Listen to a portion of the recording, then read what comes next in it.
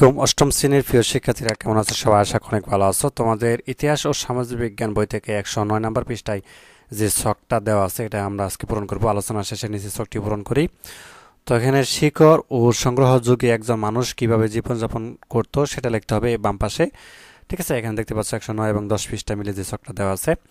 আর ডান পাশে লিখতে হবে 2024 সালে যে কোনো শহরে বসবাস করে এমন একজন মানুষ কিভাবে জীবনযাপন করছে। ঠিক আছে, সেটা লিখতে হবে। তো আমরা পয়েন্ট আকারে কিছু লিখে দিব, তাহলেই হবে, খুবই সহজ। তো চলো আনসারটা দেখা যাক।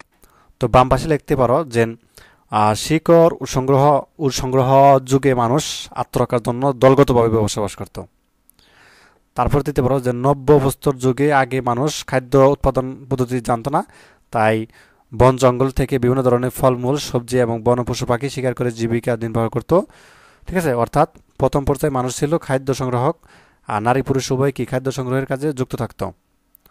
তো তাহলে লিখতে পারো যে শিকড় ও সংগ্রহ যুগে মানুষ ছিল কি যাযাবর প্রকৃতির, খাদ্য সংগ্রহের জন্য তারা বিভিন্ন অঞ্চলে ঘুরে বেড়াতো। তো এজন্য তারা যখন যে অঞ্চলে যেত সেই অঞ্চলেই বসতি গড়ে তুলত। ঠিক আছে, তো তারপর লিখতে পারো যে এ যুগে মানুষ দীর্ঘদিন পাহাড়ের গুহায়, গাছের এবং গোটারে ও মাটির গর্তে বসবাস করছে।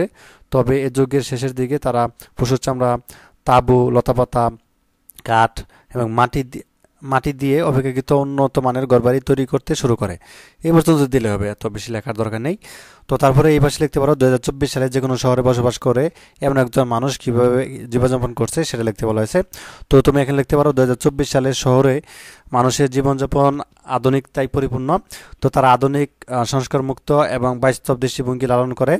তো বর্তমানে অধিকাংশ শহরেই যৌথ পরিবার ভেঙে অনুপরিবার গঠিত হচ্ছে, আর মানুষ এখন আর আগের মতো কি দলগতভাবে বসবাস করে না। ঠিক আছে, তো তারপরে লিখতে পারো যে শহরবাসীরা অকৃষিজ পেশায় নিয়োজিত এবং এ কারণে শহরের বসবাসরত মানুষের আয়ের প্রধান উৎস চাকরি ও ব্যবসা বাণিজ্য। আর বর্তমান শহরবাসীর জীবন দুর্মি প্রভাব অপেক্ষাকৃত কম লক্ষ্য করা যায়। তো তারপর দিতে পারো যে সামাজিক প্রথা, লোকচার, আদর্শ, মূল্যবোধ ইত্যাদি বিষয়গুলো শহর সমাজের নিয়ন্ত্রণ ততটা গুরুত্বপূর্ণ ভূমিকা রাখে না। আচ্ছা, এই পর্যন্ত দিলে হবে, এত বেশি লেখার দরকার নাই। তো এই কথাগুলো তুমি হচ্ছে এই বাম পাশে এবং হচ্ছে ডান পাশে লিখে দিবে। ঠিক আছে, তো যেভাবে দেখালাম এতটুকু লিখলেই হবে। তো যাই হোক, এই ছিল আজকের ক্লাস। তো পরবর্তী পর্বে আমরা অন্য একটা পেজের সমাধান করব। তো ধন্যবাদ সবাইকে এই ভিডিওটি দেখার জন্য। আল্লাহ হাফেজ।